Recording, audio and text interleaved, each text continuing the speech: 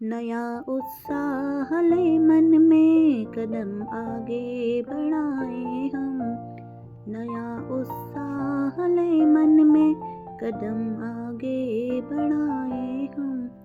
कहाँ जाता हमें तरुणा, आज तरुणाई दिखाए हम। कहाँ जाता हमें तरुणा, आज तरुणाई दिखाए हम। नया उत्साह ले मन में, कदम आगे बढ़ाए हम। तो फ्रेंड्स, मैं हूँ आपकी अपनी नीरू और आप सोच रहे होंगे कि मैं कितना उत्साह भरा गाना गा रही हूँ। तो मैं आपको बता रही हूँ कि कल हमारे स्कूल में नारी शक्ति से रिलेटेड एक बहुत बढ़िया प्रोग्राम होने वाला है जो मातृशक्ति पे आधारित है, जिसमें हमारे विद्यालय के सभी स्टूडेंट्स की मदर्स आएंगी और हम उनको उनके बारे में बताएंगे। इसमें विद्या भारती के बड़े बड़े अधिकारी आने वाली हैं, जो बड़े स्तर पे अधिकारियां हैं, जो मातृशक्ति की हमें प्रेरणा देंगी। वैसे हम लोग दिन भर अपने घर के कामों के लिए तो काफ़ी टाइम निकाल लेते हैं, झाड़ू पोछा बर्तन और महिला संगीत के लिए हम काफ़ी टाइम निकालते हैं, लेकिन महिला की रियल शक्ति क्या है ये जानने का सुअवसर कल हमें भी मिल रहा है। तो आज दिन भर हम लोग स्कूल में इसी की तैयारी करने में लगे हुए थे। तो आज मुझे लेने चुन्नू और एप्पी आए हुए हैं। आज एप्पी की छुट्टी थी। क्या करा तुमने सुबह से? आज एप्पी ने चुन्नू के बिस्तर में परार डाल दिया ताकि उसको ठंडा ना लगे, क्योंकि आजकल बहुत ज्यादा ठंडा हो रहा है। चलो चुन्नू अंदर घुसो। सो जा। ये मारने आ रही हो, वो देखो। ये भी बंद कर। चुन्नू, ये चुन्नू कैसे कर रही है?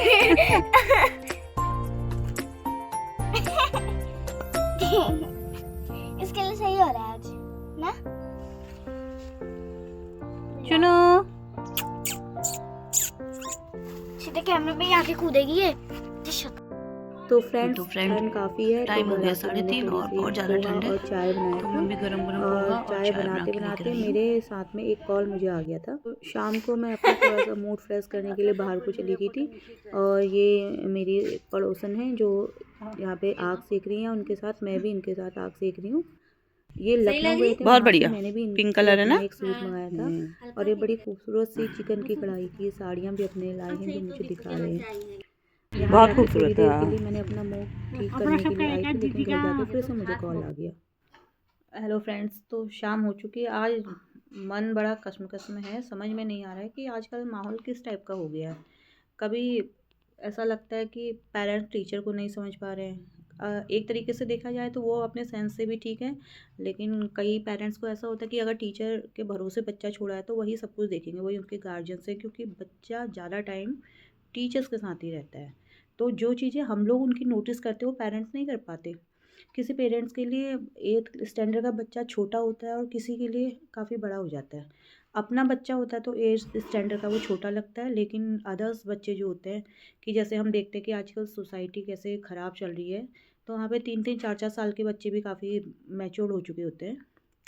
तो आज ऐसी एक घटना हुई है मेरे साथ कि उसमें कि एक मतलब कि पेरेंट्स भी ऐसे होते हैं कि किसी बात में कई नॉर्मल सी बातें होती हैं जो किसी पेरेंट्स को नॉर्मल लगती है, लेकिन कई वो नॉर्मल सी बातें किसी पेरेंट्स के लिए काफ़ी बड़ी चीज़ें हो जाती हैं। अगर हम किसी बच्चे को किसी के साथ, किसी क्लास के बच्चों का आपस में ऐसे नाम वाम जोड़ के देखें, तो किसी पेरेंट्स को लगता है कि ये दोनों साथ में पढ़ते हैं तो इन लोगों का बातचीत होगी। ये ठीक है कि दो गर्ल्स और बॉयज़ अगर साथ में पढ़ते हैं तो उनकी आपस में बातचीत होगी, लेकिन किसी का नाम अगर किसी के साथ आप जॉइन कर देते हैं, जोड़ देते हैं, तो किसी पेरेंट्स के लिए वो बहुत बड़ी बात होती है, और वो बिना अपने बच्चों की बातें सुने हुए उस बच्चे को मार देते हैं, पिटाई लगा देते हैं। तो कई पेरेंट्स होते हैं जो अपने बच्चों की बातें सुनते हैं, उनको लगता है, लेकिन जो चीज़ें हम ऑब्ज़र्व करते हैं स्कूल में कि बच्चे कैसी एक्टिविटी कर रहा है, वो चीज़ें पेरेंट्स नहीं कर पाते हैं। हमारे बच्चे भी हैं, हमें छोटे लगते हैं, लेकिन बाहर वो कैसी एक्टिविटीज़ करते हैं ये चीज़ें हमारे समझ में नहीं आती। तो स्कूल से आने के बाद काफ़ी एक बच्ची को आज मैंने थोड़ा सा डांटा था, तो उसके पेरेंट का फ़ोन आया था। वो बोलते हैं कि मेरी बेटी बहुत छोटी है, ये है, लेकिन पेरेंट्स की नज़र में ठीक है, उनका अपना सेंस भी ठीक था कि वो अपनी बच्ची को छोटी समझ लेते। उन्हें लगता था कि हमारी बच्ची बहुत अच्छी है, और अच्छी है वो बच्ची, लेकिन जिस नज़रिए से हम उन्हें स्कूल में देखते हैं, उनकी एक्टिविटी देखते हैं, तो वो थोड़े बड़े हो चुके होते हैं, और ये बात कई पेरेंट्स समझने को तैयार नहीं होते हैं। और उसके बाद मेरी उनसे जब 1 घंटा बात हुई है, पहले तो काफ़ी गुस्से में बात कर रहे थे, लेकिन बाद में वो काफ़ी समझ गए थे कि मैं सही बोल रही हूँ, कि जो चीज़ हम समझ पाते हैं वो पेरेंट्स नहीं समझ पाते। और पापा तो खासकर लड़कियों की बातें इतनी जल्दी से आसानी से नहीं समझ पाते जितने कि मम्मी समझती है। ये पढ़े लिखे पेरेंट्स की बात है। और साथ ही अभी थोड़ी देर पहले मुझे एक दूसरी बच्ची की मम्मी का कॉल आया था। तो उनकी मम्मी जो है वो काश्तकार है, मतलब कि वो किसी के खेतों को किराए पे लेकर उसमें अनाज बोती हैं। तो उनकी मम्मी काफ़ी समझदार है। उनकी मम्मी को लगता है कि हाँ, जो चीज़ें हम नहीं बच्चों का मतलब हम उनको नहीं पहचान पाते हैं, तो उसको टीचर लोग जल्दी ऑब्ज़र्व कर लेते हैं। और टीचर अगर डांट रहे हैं तो किसी ऐसे फालतू में नहीं डांटेगा कोई भी टीचर, जब वहाँ पे कोई गलत देखेगा तभी उनको मतलब गलत चीज़ में ही वो उनको डांटेगा। तो ऐसा होता है ना आजकल सोसाइटी में, कि एक ही बात के 2-2 पहलू होते हैं। 8th में पढ़ने वाली बच्ची आपको छोटी लग रही है, लेकिन कइयों के लिए वो काफ़ी बड़ी हो चुकी होती है ना? एंड कई बातें किसी की फैमिली में नॉर्मल सी होती है। कई कई पेरेंट्स होते हैं अपने बच्चों की बातें सुनते हैं, अच्छे से बात करते हैं। कई पेरेंट्स होते हैं कि बिना बात के अपने बच्चों की पिटाई लगा देते हैं, वो बात को सुने बिना। तो इसमें टीचर का बड़ा अहम रोल हो जाता है। बहुत बड़ी ज़िम्मेदारी है कि वो बच्चों को डाँटे या ना डाँटे। अगर बच्चों को डाँटे, कई पेरेंट्स को बुरा भी लग जाता है, लेकिन कई पेरेंट्स चाहते हैं कि हम उनके बच्चों को डाँटें और उनकी सारी बातें उनको बताएँ।